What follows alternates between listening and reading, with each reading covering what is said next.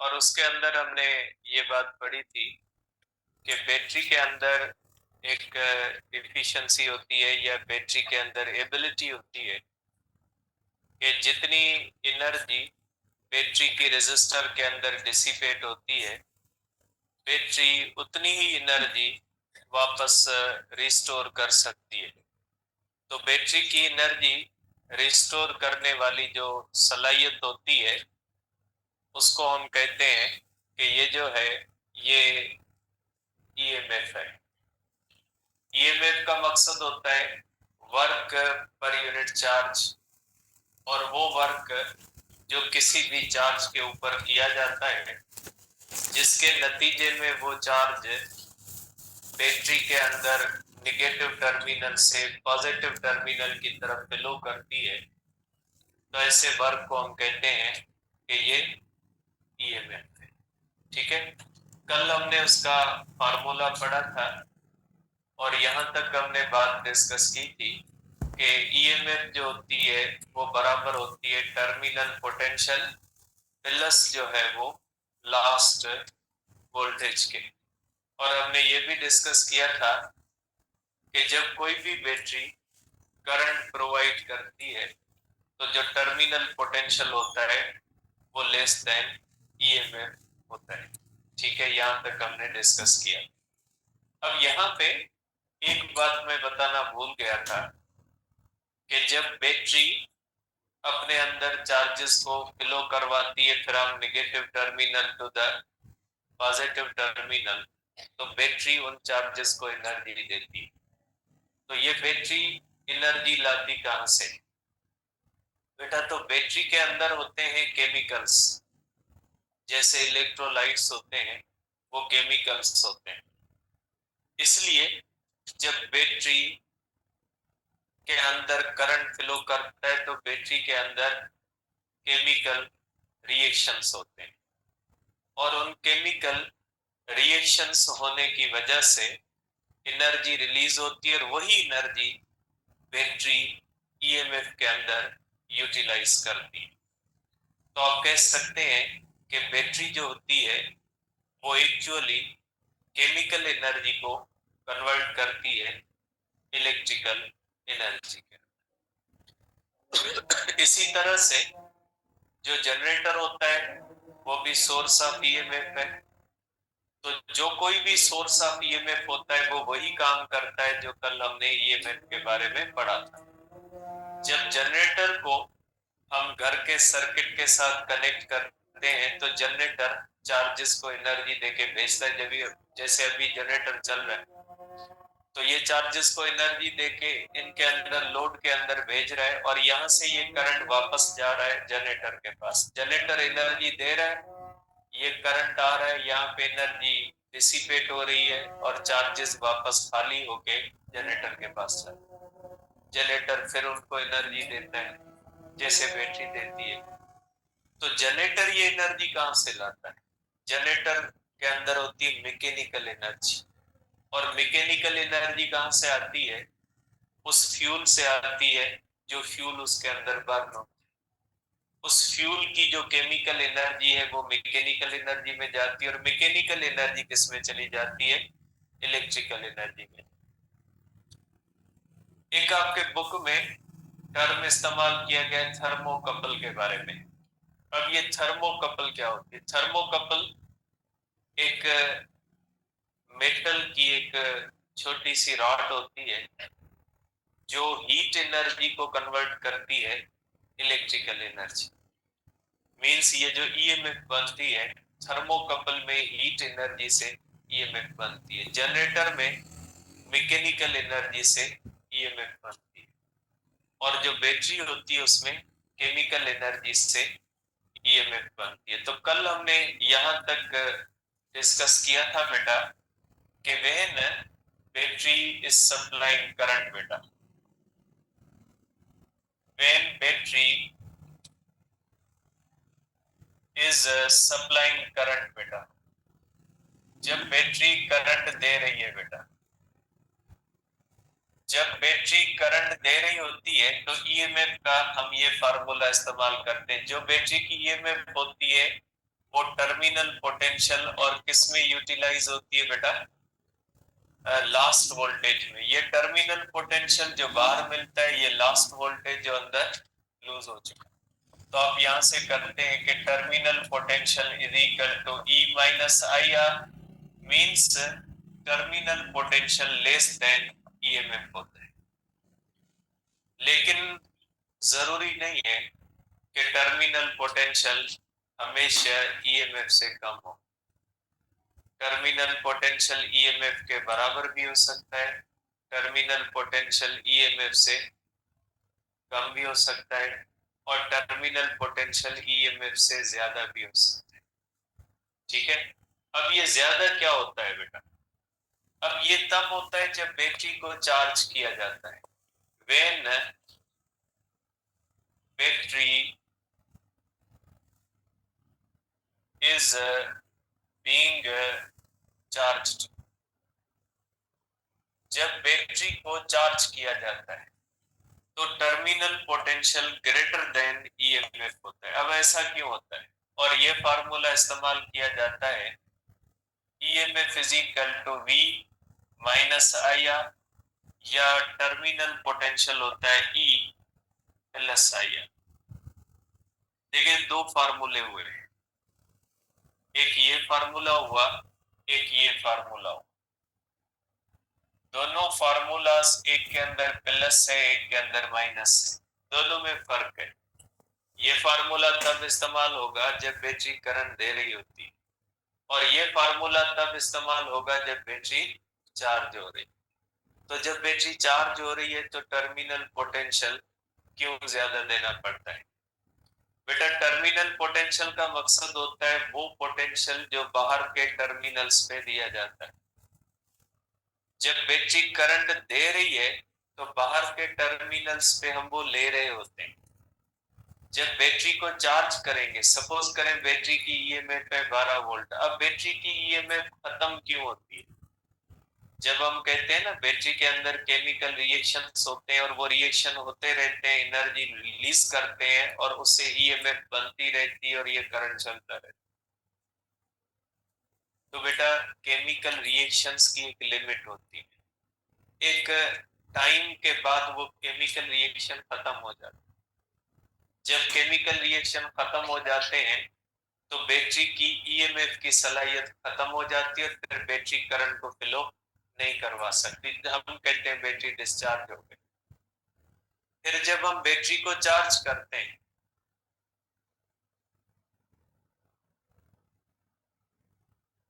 क्या कर रहे हैं? खुद तो नहीं पढ़ना, बाकियों को क्यों डिस्टर्ब कर रहे हैं?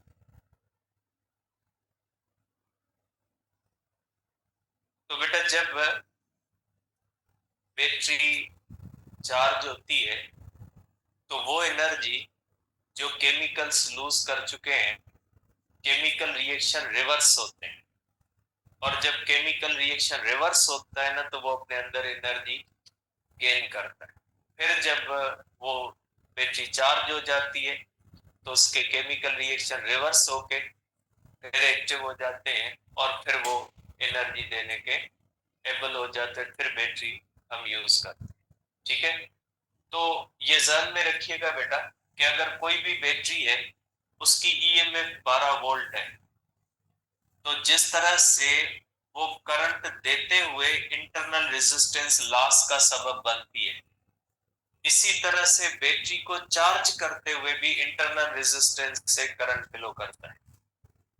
तो करंट जो होता है, जब बैटरी करंट दे रही होती है तो इंटरनल रेजिस्टेंस वोल्टेज को जो बाहर हमें मिलता है उसको कम कर देती है। लेकिन जब बैटरी को चार्ज करते हैं तो बाहर से जो पोटेंशियल उसको चार्ज करने के लिए देते हैं तो इंटरनल रेजिस्टेंस उसको कम करती।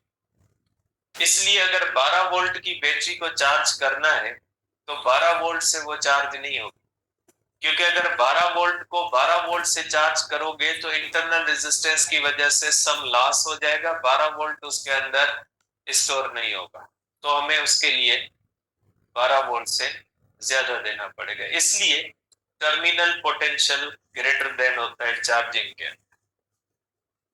अब तीसरी कंडीशन है कि when battery is not in use, जब बैटरी यूज में नहीं होती, बैटरी को न चार्ज कर रहे हैं, न बैटरी हमें करंट दे रही है, न हम उसको उससे करंट दे रहे हैं, उसको न चार्ज कर रहे हैं न उससे करंट ले रहे हैं, तो उसमें से करंट जीरो होता है। तो करंट जीरो होगा तो ईएमएफ होती है V प्लस आई आर। तो अगर करंट जीरो होगा तो terminal potential is equal to the EMF. जब बैटरी से करंट हम न ले रहे हैं न बैटरी को दे रहे हैं, तो उस कंडीशन के अंदर ईएमएफ और टर्मिनल पोटेंशियल क्या होते हैं? इक्वल होते हैं। तो टर्मिनल पोटेंशियल ईएमएफ के इक्वल भी हो सकता है, ईएमएफ से ज्यादा भी हो सकता है और ईएमएफ से कम भी हो सकता है। अब बैटरी जब खराब होती है, हम कहते हैं जैसे यूपीएस की बैटरी होती है, खराब हो जाती है, वो हम कहते हैं अब ये चार्ज स्टोर नहीं कर रही। मोबाइल की बैटरीज के अंदर भी यही मसला होता है, टाइम के साथ चार्ज कम से कम होती जाती है। तो इसलिए कि इंटरनल रेजिस्टेंस जो होती है ना, वो डोमिनेट करती है करंट को। इसलिए टाइम के साथ बैटरी की इंटरनल रेजिस्टेंस बढ़ती है और इंटरनल रेजिस्टेंस के बढ़ने की वजह से जो टर्मिनल पोटेंशियल है वो कम होता जाता है, क्योंकि टर्मिनल पोटेंशियल यूजफुल वोल्टेज होता है। जितना लास्ट वोल्टेज बढ़ता जाएगा उतना टर्मिनल पोटेंशियल क्या होता जाएगा? कम होता जाएगा। तो इंटरनल रेजिस्टेंस के बढ़ने की वजह से वक्त के साथ टर्मिनल पोटेंशियल कम होता जाता है। एक टाइम आता है जब बैटरी की इंटरनल रेजिस्टेंस बढ़ते बढ़ते इतनी ज्यादा हो जाती है कि बैटरी की सारी ईएमएफ जो होती है वो बैटरी के अंदर ही लूज हो जाती है। अगर बैटरी की 12 वोल्ट ईएमएफ है तो नेगेटिव टर्मिनल से जब वो पॉजिटिव टर्मिनल की तरफ अपने अंदर चार्ज को फ्लो करवाएगी तो 12 वोल्ट की 12 वोल्ट ही इंटरनल रेजिस्टेंस खा जाएगी, और जब करंट टर्मिनल पोटेंशियल की तरफ बाहर आएगा तो टर्मिनल पोटेंशियल जीरो हो जाएगा। तो जब इंटरनल रेजिस्टेंस, तो हम कहते हैं इंटरनल रेजिस्टेंस इनफाइनाइट हो गई। तो बैटरी की जब इंटरनल रेजिस्टेंस इनफाइनाइट होती है तो बैटरी अपनी सारी की सारी एनर्जी अंदर ही जो है वो खत्म कर देती है, उसके पास बाहर देने के लिए कुछ नहीं बचता। तो हम कहते हैं कि अब बैटरी खराब हो गई है या बैटरी को फिर हमें रिप्लेस करना पड़ता है। तो ये होता है इंटरनल रेजिस्टेंस, ईएमएफ और इनका रोल बेटा। अब छोटा सा आखिरी टॉपिक है इस चैप्टर का जो आपके बुक के अंदर दिया गया है। बुक किसी के पास खुला हुआ है? बुक है किसी के पास बेटा? अब देखिए यहाँ पे कंफ्यूजन होती है स्टूडेंट्स को। पेज नंबर 103 पे बेटा, 103 पेज के ऊपर ये फार्मूले दिए गए बेटा। इसके अंदर एक एग्जांपल दिया गया 13.14। देखिए ऊपर फार्मूला दिया हुआ है V is equal to E minus I R. बेटा ये आप देख सकते हैं, ये formula terminal potential E minus I R, और यहाँ पे प्रॉब्लम के अंदर लिखा हुआ है V is equal to E plus I R. Student ये समझता है कि ये फार्मूला जो दिया हुआ है यहाँ पे E माइनस आई आर हो और उसको करेक्शन करते, ये करेक्शन का प्रॉब्लम नहीं है। देखिए मैंने यहाँ पे आप देख सकते हैं दोनों फार्मूले लिखे। मैंने कहा जब बैटरी करंट दे रही है तो ऐसे होगा। आपके बुक में ये बैटरी के करंट देने का फार्मूला है, और मैंने आपको कहा जब बैटरी चार्ज होगी तो ये लगेगा, और प्रॉब्लम चार्ज होने का दिया। अब पढ़ के देखें प्रॉब्लम को। Storage battery whose EMF is 12 volt and whose internal resistance is 0.2 ohm is to be charged। जब उसको चार्ज करना है तो पूछा गया टर्मिनल कितना देना पड़ेगा, तो जवाब आया 16 वोल्ट। तो जब किसी भी बैटरी को हम चार्ज करते हैं तो चार्ज करने के लिए हमें टर्मिनल ज्यादा देना पड़ेगा। तो अगर 12 वोल्ट की बैटरी है तो उसकी रेजिस्टेंस इंटरनल 0.2 और इंटरनल 0.2 बहुत कम है, मींस 0.2 भी है तो भी आपको कितना देना पड़ेगा, 16 वोल्ट, तब जाके वो 12 वोल्ट की बैटरी चार्ज होगी। तो इसमें कंफ्यूज नहीं होना, ये जो है वो चार्जिंग का प्रॉब्लम है। ठीक है, सही है, बुक के अंदर जैसे दिया हुआ है वैसे ही सही। इसके बाद है बेटा हमारे पास ग्रुपिंग ऑफ सेल्स। ये इस प्रॉब्लम के बाद है बेटा, जो प्रॉब्लम दिया हुआ ना इसके बाद वाले पेज पे छोटा सा ये टॉपिक दिया हुआ है, ग्रुपिंग ऑफ सेल्स बेटा।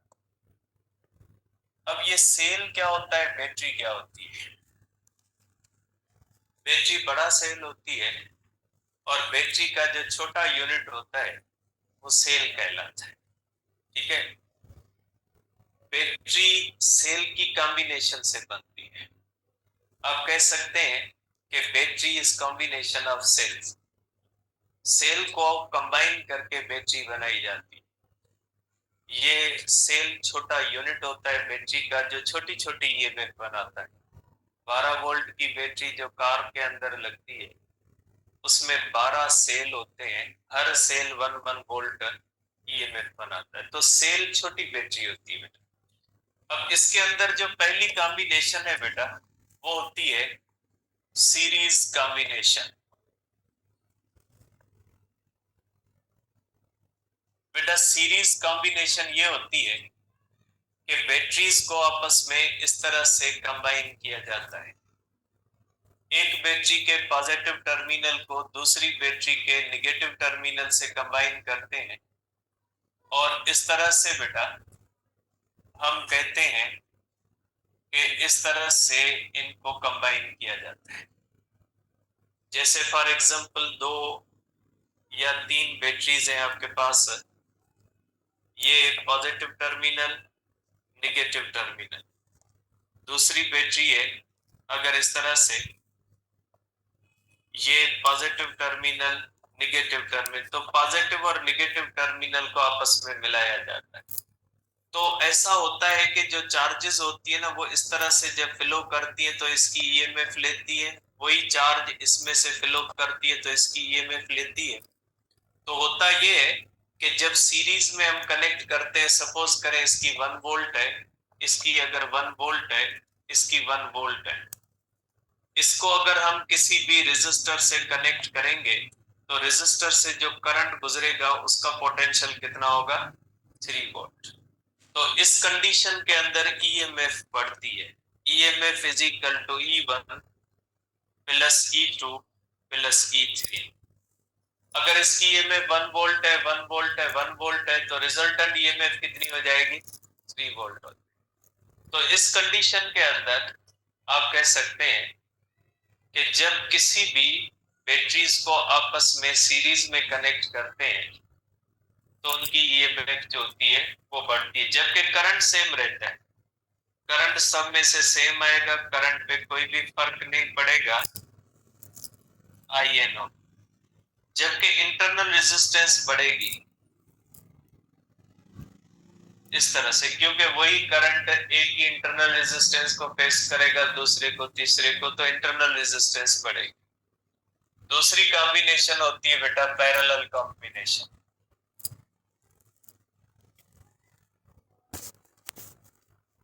पैरेलल कॉम्बिनेशन होती है बेटा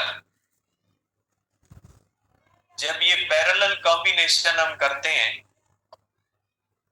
तो इसके अंदर ये होता है बेटा, इस तरह से जो बैटरीज होती हैं इनकी पॉजिटिव प्लेट्स को आपस में कनेक्ट करते हैं और नेगेटिव प्लेट्स को आपस में कनेक्ट करते हैं इस तरह से।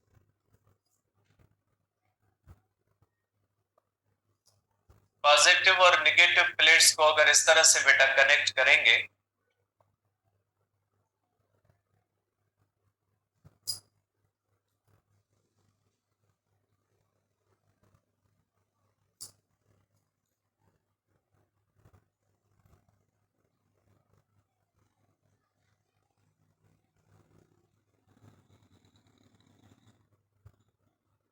अब इस तरह से जब कनेक्ट करके कंबाइंड किसी रेजिस्टर में से करंट फ्लो करवाएंगे बैटरीज को इस तरह से पैरेलल लगा के, तो इसमें बेटा हर इसका बैटरी का करंट I1 होगा, I2 होगा, I3 होगा, तो तीनों बैटरीज का कंबाइंड करंट इससे गुजरेगा। तो इस कंडीशन के अंदर ईएमएफ सेम रहती है बेटा। अगर एक बैटरी की है तो तीनों की उतनी ही रहेगी, अगर एक की 1 वोल्ट है तो तीनों की वही रहेगी, जबकि करंट जो होता है वो इसके अंदर बढ़ता है। तो अगर हमें कहीं पे करंट बढ़ाना होता है तो हम क्या करते हैं, बैटरीज को पैरेलल कनेक्ट कर देते हैं, और जब हमारे पास कहीं पे ईएमएफ बढ़ानी होती है तो बैटरीज को सीरीज में कनेक्ट कर देते हैं। ठीक है, तो ये जो बैटरीज होती हैं इनको, जो छोटे छोटे सेल्स होते हैं, इनको कंबाइन करके बैटरीज बनाई जाती है। बैटरी एक सेल से नहीं बनती, बैटरी के अंदर बहुत सारे सेल्स होते हैं। जैसे 12 वोल्ट की कार की बैटरी का एग्जांपल दिया गया आपके बुक में, तो ये जो कार की बैटरी होती है इसके अंदर 12 वोल्ट की जो बैटरी होती है, इसके अंदर 1 वोल्ट के 12 सेल्स को सीरीज में हम कंबाइन करते हैं, और इस तरह से उनकी कंबाइंड ईएमएफ क्या बन जाती है, 12 वोल्ट बन जाती है। ठीक है, तो ये चैप्टर बेटा आपका कंप्लीट है। कल इंशाल्लाह पढ़ेंगे कैपेसिटर के दो टॉपिक्स रहे हुए हैं, एक जो पीएमडीसी के अंदर है लेकिन आपके बुक के अंदर नहीं है, एक टॉपिक है energy stored in the capacitor, और दूसरा होता है charging and discharging of capacitor. इंशाल्लाह कल डिस्कस करेंगे। उसके बाद जो है वो आगे चलेंगे चैप्टर 14 की तरफ। चैप्टर 14 जो होता है पीएमडीसी का जो एमसीक्यूज का जो पैटर्न था, उसमें सबसे ज्यादा जो एमसीक्यूज हैं सिंगल किसी चैप्टर से, वो चैप्टर 14 से। ठीक है, 6 मेरे ख्याल में या 6 है या 4 एमसीक्यूज चैप्टर 14 से आएंगे, और सबसे डिफिकल्ट तरीन जो चैप्टर है, जो फिजिक्स का जो फर्स्ट ईयर इंटर का डिफिकल्ट तरीन चैप्टर है, वो भी चैप्टर 14। ठीक है, कोशिश कीजिएगा कि इस चैप्टर के दौरान रिविजन ना रहे, क्योंकि इस चैप्टर के अंदर फिर कुछ भी दिमाग में नहीं आता।